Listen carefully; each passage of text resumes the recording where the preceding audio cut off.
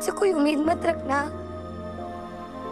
अगर तुम्हें लगता है कि मैं तुम्हारे लिए रहूंगी तो गलत लगता है। अब खड़े क्यों, तो जा क्यों नहीं रहे? जाओ तुम।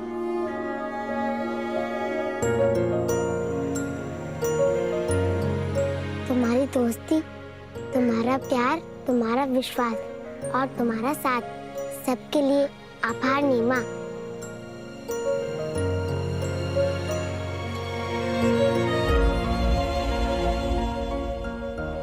वो क्या है ना, ही मैं तुम्हें ईश्वर मानती हूँ, ना ही मैं तुम्हारी भक्ति करने वाली हूँ। तुम जाओ यीशु।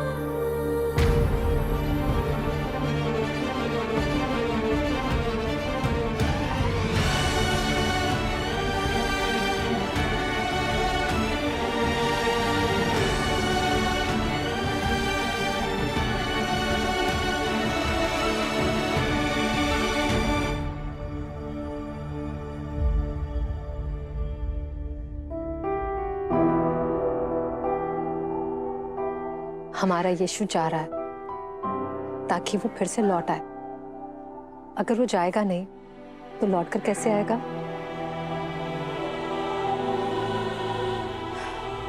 यीशु अपने तीर्थ यात्रा पर जा रहा है, इसलिए हम सबको उसे खुशी खुशी विदा करना है ना?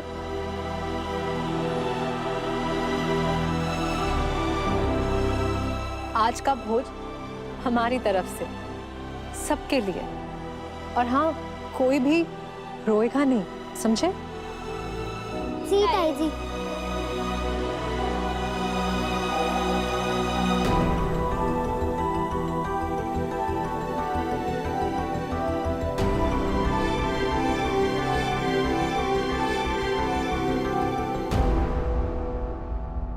बच्चों को तो समझा दिया तुमने, खुद को संभाल पाओगी?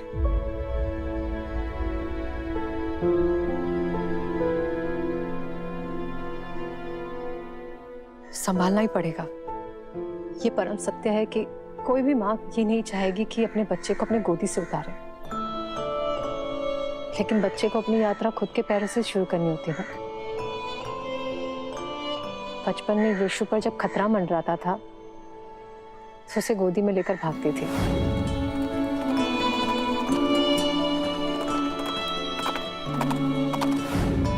आज उसे गोद में लेकर भाग तो नहीं सकती, लेकिन उसके पैरों की शक्ति तो बन ही सकती है।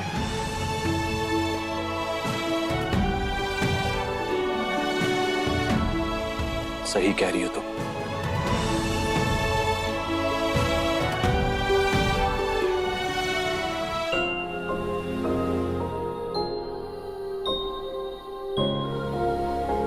सारी तैयारी हो गई, यानी यीशु के जाने का समय आ गया।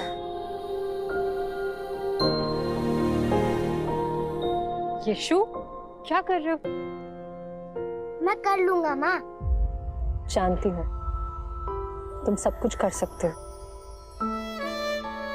चलो बैठो।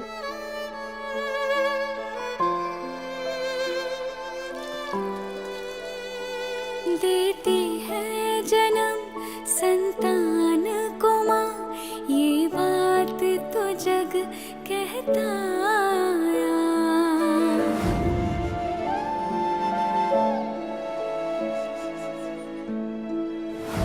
इस माँ ने उस दिन जन्म लिया, मेरी गोद में जिस दिन तू आया। इस बार मैं आपको नहीं रोकूंगा, लेकिन तभी करने दूंगा जब आप मुस्कुराएंगी। मेरे सत्कर्मों का बखान है तू, मेरी खुशियाँ अरमान है तू।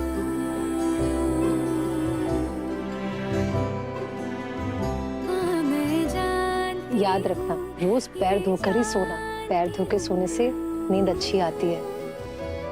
और हाँ, पैर अच्छे से पोंछकर ही बिस्तर पर जाना।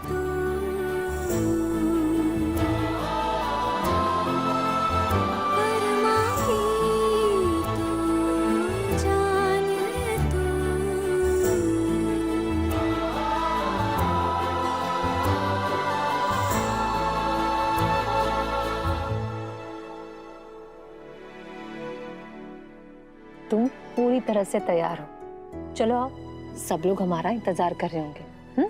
मैं तैयार नहीं हुआ माँ। क्यों? कुछ रह गया क्या?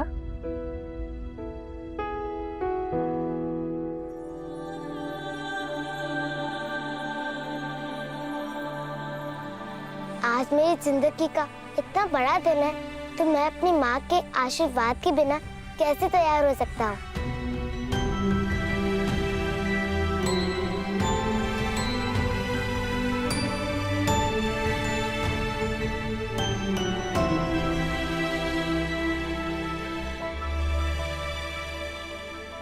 तुम्हारी माँ का आशीर्वाद हमेशा तुम्हारे साथ है बेटा। जहां भी रहो, खुश रहो।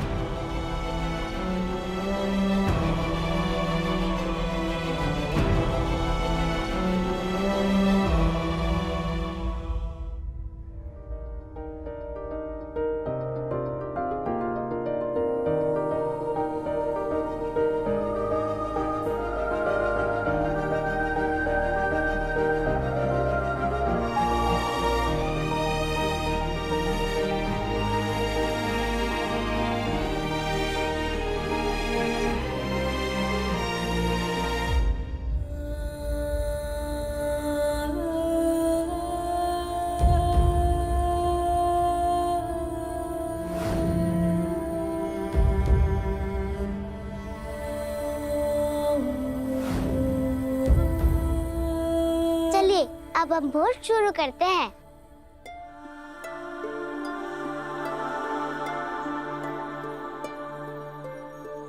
आप सब बैठिए, सबको खाना मैं खिलाऊंगा।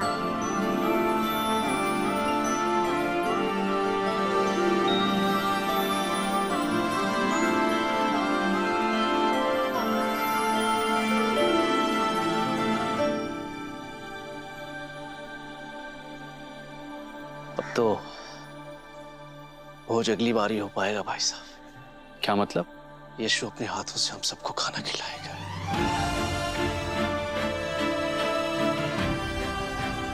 अब ये भोज का खाना कहाँ रह जाएगा? ये तो ईश्वर का प्रसाद बन जाएगा।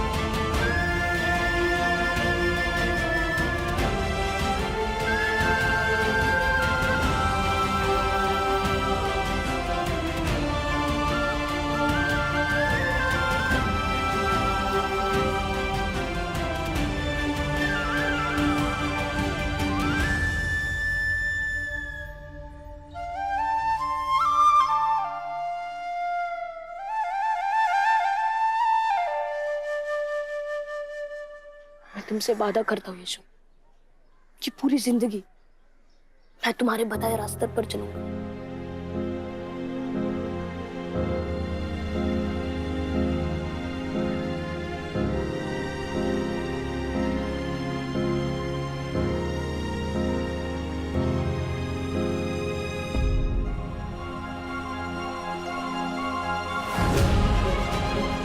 आ गया हमारा चिराग।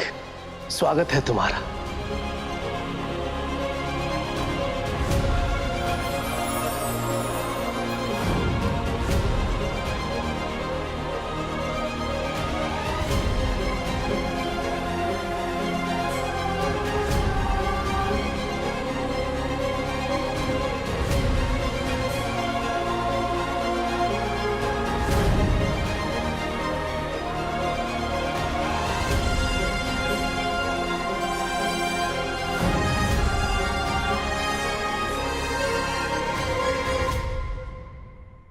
सब कहते हैं कि देवदूत धन्य है, लेकिन आज मैं कहूंगा देवदूत नहीं, वो लोग धन्य हैं जिन्हें ईश्वर की संतान अपने हाथों से खिला रहा है। हे ईश्वर, देवदूत होते हुए भी मुझे भूख लग रही है। काश मैं भी आपकी संतान के हाथों से खा पाता। मैं दोनों को भी अपने हाथों से खाना खिलाना चाहता हूँ।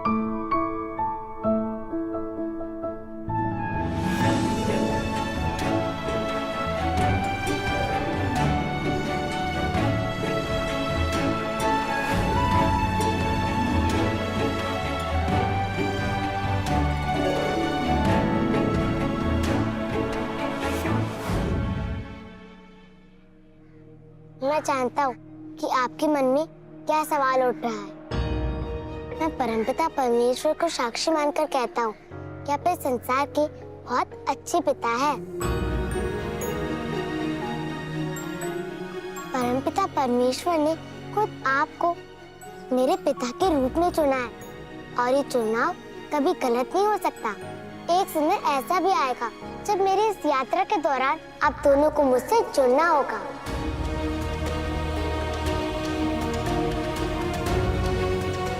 तुम जब कहोगे बेटा, हम दोनों पहुंच जाएंगे।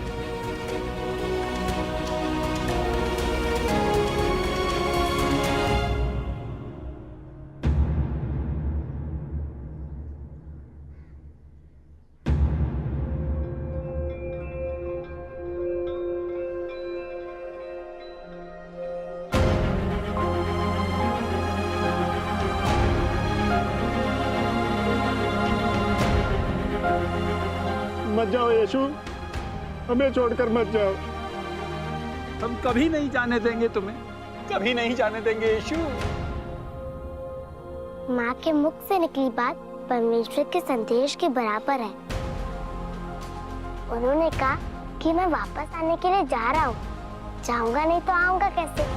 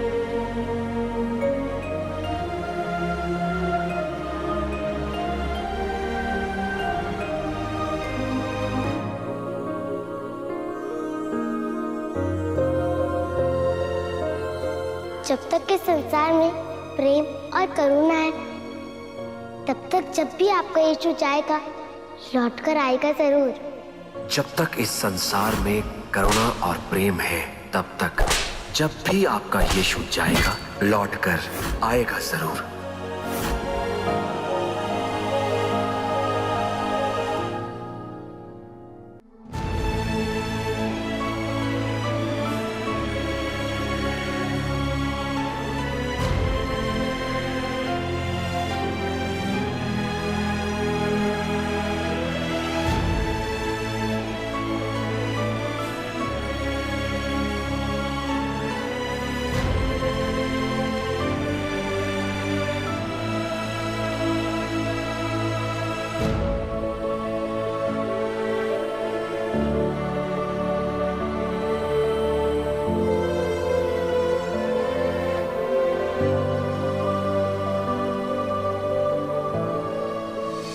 अपना ख्याल रखना।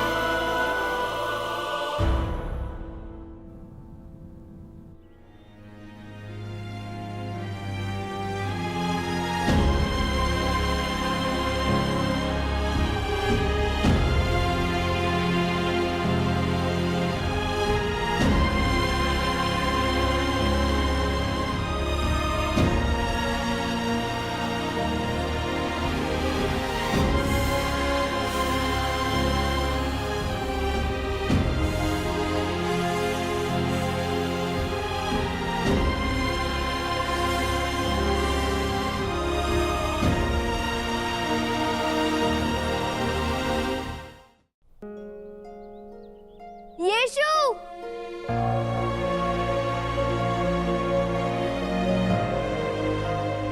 जाते जाते हमें कुछ ऐसा तो देते जाओ जिससे हम सब तुमसे जुड़े रहे।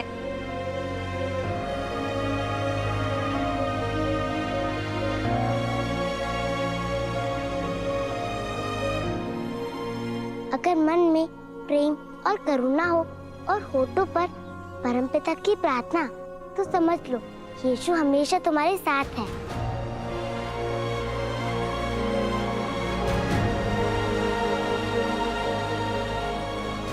यीशु, जाते जाते सबको प्रार्थना तो सिखाते जाओ। जरूर, आप लोग ध्यान से सुनिए।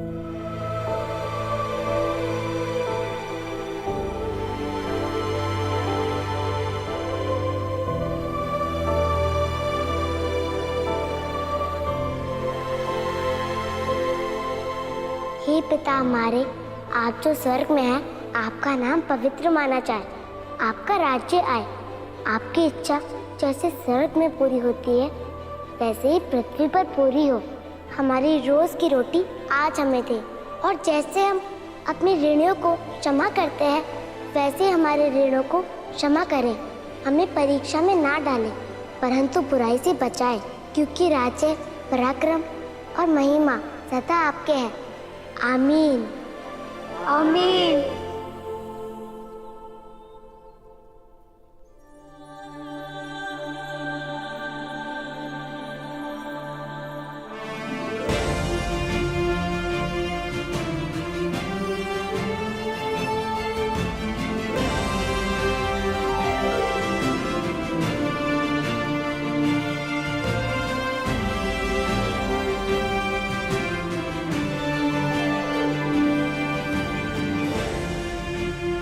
मेरे बच्चे, तुम्हारी माँ से ज्यादा और कोई भाग्यशाली इस दुनिया में नहीं। जानते हो क्यों? क्योंकि हर माँ को अपनी संतान में ईश्वर का अंश नजर आता है, लेकिन मेरा अंश वो तो खुद ही ईश्वर की संतान है।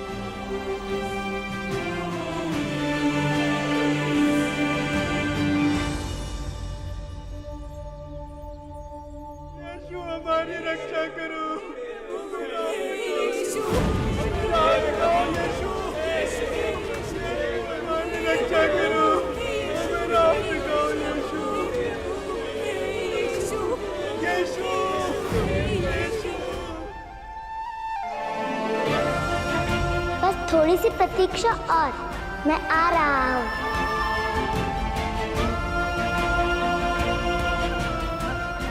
और इस तरह यीशु के जीवन का नया अध्याय आरंभ हुआ।